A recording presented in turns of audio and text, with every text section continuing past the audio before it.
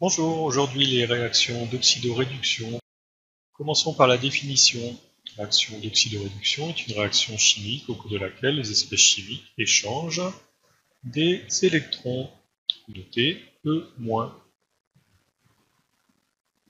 Par exemple, dans l'équation Cu2+, plus 2E- donne Cu, il faut dire l'ion Cu2+, gagne, capte, c'est le sens de ce signe plus, 2E-, donc 2 électrons.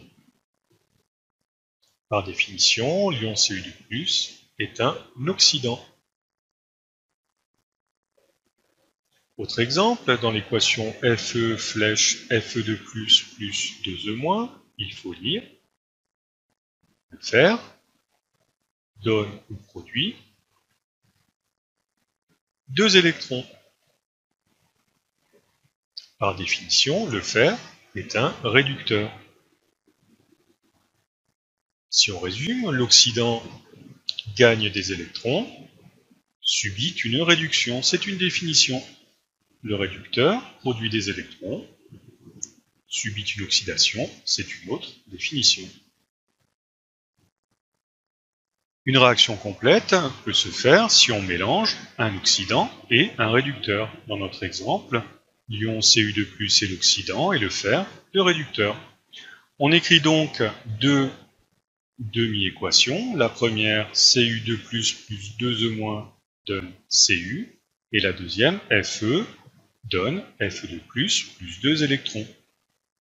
Au bilan, les électrons sont en nombre égal à gauche et à droite, ils disparaissent, et on peut donc écrire que Cu2+ plus Fe donne Cu plus Fe2+. C'est une équation bilan. L'oxydant et le réducteur ont échangé ici 2 électrons. On remarque que les conservations sont vérifiées. La première est la conservation des éléments chimiques. Un élément cuivre Cu à gauche, un autre à droite. De la même façon, l'élément fer 1 à gauche Fe, 1 à droite Fe, est aussi conservé. Les charges, 2 charges plus et 0 à gauche, 2 charges plus et 0 à droite, conservation. On a l'habitude d'écrire les couples sous forme oxydant, barre, réducteur. On appelle ça des couples d'oxydoréduction. Donc on va écrire Cu2+, Cu pour le premier couple, Fe2+, Fe pour l'autre, et on se rappellera qu'un réducteur réagit avec un oxydant. Toutes les espèces sont classées de la sorte en couple, comme ici dans ce tableau qui est assez complet. Cette liste est longue, mais elle est toujours à disposition des chimistes pendant les exercices et les devoirs.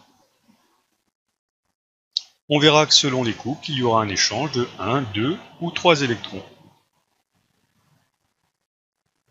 Voilà, vous savez tout sur les réactions d'oxydoréduction.